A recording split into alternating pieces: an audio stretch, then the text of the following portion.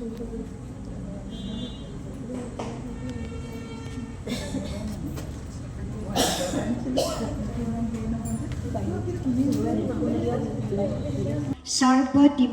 প্ৰহ সহ বাজ্যম ভ্যন্তৰম জ্যোতিদীপং দীপুহৰং প্ৰতিগৃহতাম। হে মহাদেৱ, তোমাৰ জ্যোতিৰে গোটেই বিশ্ব জ্যোতিষ্মান কৰাৰ উপৰিও সকলোৰে মন আৰু সকলোৰে গৃহ বাহিৰে ভিতৰে জ্যোতিষ্মান কৰি তোলা। তিতাবৰ লেখিকা সমাৰোহ সমিতিৰ আজি দিনটোৰ শুভাৰম্ভৰ প্ৰাক্ষণত এগছি ভগৱানলৈ এগছি বন্তি অৰ্পণ কৰি সকলোৱে আমি ভগৱানৰ চৰণত সেৱা জনাইছোঁ, দোৱা জনাইছোঁ। ওম শান্তি, ওম শান্তি, ওম শান্তি। ধন্যবাদ। সন্মানীয় উপদেষ্টা ৰেণু হাজৰিকা বাইদেউক আমি স্মৃতি দৰ্পণ কৰিবলৈ পুষ্প দিবৰ বাবে অনুৰোধ জনালোঁ।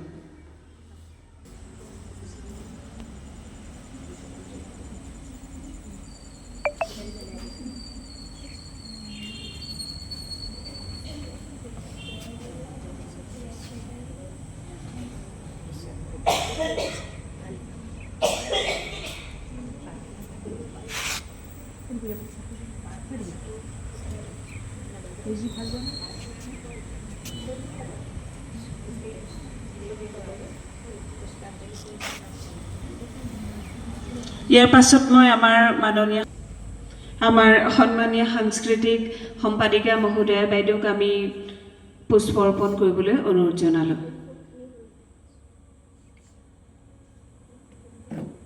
ত্ৰিবেণী বাইদেউক আমি পুষ্পাঞ্জলি দিবলৈ অনুৰোধ জনালোঁ।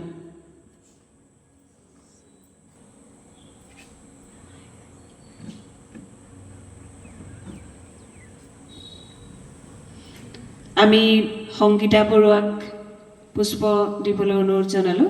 ইয়াৰ পিছত আমাৰ ৰিজু আহমেদ বাইদেউ সহকাৰী সম্পাদিকা, তেখেতকো আমি পুষ্পাঞ্জলি দিবলৈ অনুৰোধ জনালোঁ। তাহেৰা আলম বৌ পুষ্পাঞ্জলি দিবলৈ অনুৰোধ জনালোঁ। আমাৰ মাজত প্ৰিয়ংকা আছে, প্ৰিয়ংকাকো মই আহি পেলাই পুষ্পাঞ্জলি দিবলৈ অনুৰোধ জনাইছোঁ। আমাৰ মাজত প্ৰতিযোগীসকল আছে, তেওঁলোককো যিসকলে দিবলৈ ইচ্ছা কৰে আমি দিবলৈ অনুৰোধ জনালোঁ।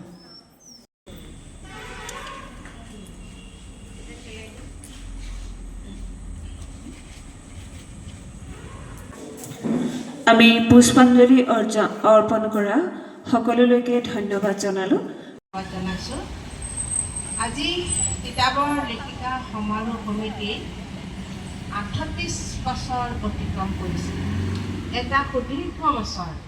1984 চনতে তিতাবৰৰ কেইগৰাকীমান উদ্যোগী মহিলা, শিক্ষাৱতী মহিলা, যিসকলক আমি আজি এই পতাকাস্থলীত শ্ৰদ্ধাৰে সোঁৱৰণ কৰিছোঁ, তেখেতসকলৰ যি আশীৰ্বাদ, সেই আশীৰ্বাদ আমাৰ মাজত থকাৰ বাবে আমি লেখিকা সমাৰোহ সমিতি তিতাবৰ শাখাই এটা অগ্ৰগতি লগ কৰিবলৈ আমি সক্ষম হৈছোঁ।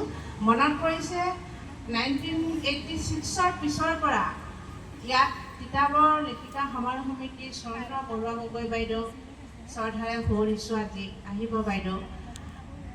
আমাৰ অৰুণা শইকীয়া বাইদেউ আৰু নিৰুপমা মহন্ত বাইদেউ প্ৰমুখ্যে কেইগৰাকীমান মহিলাই অতি সাহসিকতাৰে তিতাবৰ লেখিকা সমাৰোহ সমিতিক অগ্ৰগতি দিছিলে।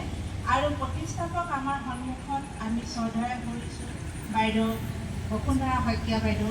তেখেতে উপদেষ্টা হিচাপে তেতিয়া কাৰ্যনিৰ্বাহ কৰিছিল। আৰু এই অঞ্চলৰ আমাৰ ভাগৱতীপাৰা প্ৰায়বিলাক সদস্যা, তিতাবৰ তিনিআলি চাৰিআলি প্ৰায়বিলাক সদস্যাই সেই সময়ত ইমান ধুনীয়াকৈ আমাৰ লেখিকা সমাৰোহ সমিতিক আগবঢ়াই নিছিলে, সেই কথা এতিয়াও আমাৰ মানৱ পটত স্মৰণীয় হৈ আছে। সেইসকল ব্যক্তিক আমি আজি, যিসকল আমাৰ মাজৰ পৰাই হেৰাই গৈছে, এতিয়াও যিসকল আহিব পৰা নাই এই অনুষ্ঠানলৈ, তেখেতসকললৈ আমি আন্তৰিক শ্ৰদ্ধা জ্ঞাপন কৰিছোঁ আমাৰ লেখিকা সমাৰোহ সমিতিৰ পৰিয়ালবৰ্গৰ পৰা। হয়, 38 বছৰ অতিক্ৰম কৰিলে লেখিকা সমাৰোহ সমিতিয়ে, আৰু আমি আজি গৌৰৱেৰে ইয়াত ক'ব বিচাৰিছোঁ যে আমি সদৌ অসম লেখিকা সমাৰোহ সমিতিৰ যি বাৰ্ষিক অধিৱেশন ইয়াত আমি অনুষ্ঠিত কৰিছিলোঁ। অতি সুন্দৰভাৱে আমি সেই অধিৱেশন আমি অনুষ্ঠিত কৰা হ'ল আৰু বহুত ইয়াত আছে আমাৰ সদস্যবৃন্দ যিসকলে সেই অনুষ্ঠানৰ লগত জড়িত হৈ আছিলে আৰু গৌৰৱ অনুভৱ কৰিছিলে।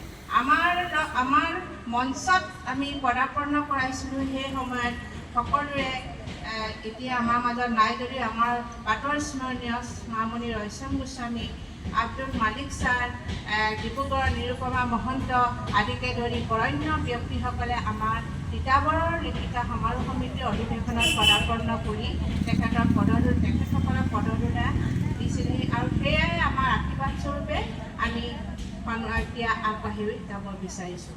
মই আজি নতুন প্ৰজন্মৰ আমাৰ ছাত্ৰীসকলক দেখি সঁচাকৈ আনন্দিত হৈছোঁ। এতিয়া বিশ্বায়নৰ যুগত তেখেতসকলে এনেকুৱা নেতিবাচক কিছুমান চিন্তা চৰ্চাৰ পৰা আঁতৰি আহি তেওঁলোকে ইতিবাচক চিন্তাৰে সমাজখনক আগুৱাই নিয়ক। আজি এই পতাকাস্থলীত মই তেওঁলোকক অনুৰোধ জনাইছোঁ আৰু তেওঁলোকে সবল হওক, সবল যি মানসিকতা তাক চিনি পাওক। তেওঁলোকে অবলা বুলি নিজকে নাভাবিব, তেওঁলোকে বৃক্ষ হিচাপে নিজকে প্ৰতিষ্ঠা কৰা লতা হিচাপে নহয়। আমি সেইটোকে কামনা কৰিছোঁ। মই সকলোৰে উত্তৰ কামনা কৰি আজি এই পতাকাস্থলীত এই চমু বক্তব্যৰে মোৰ বক্তৃতা সামৰণি মাৰিলোঁ। ধন্যবাদ।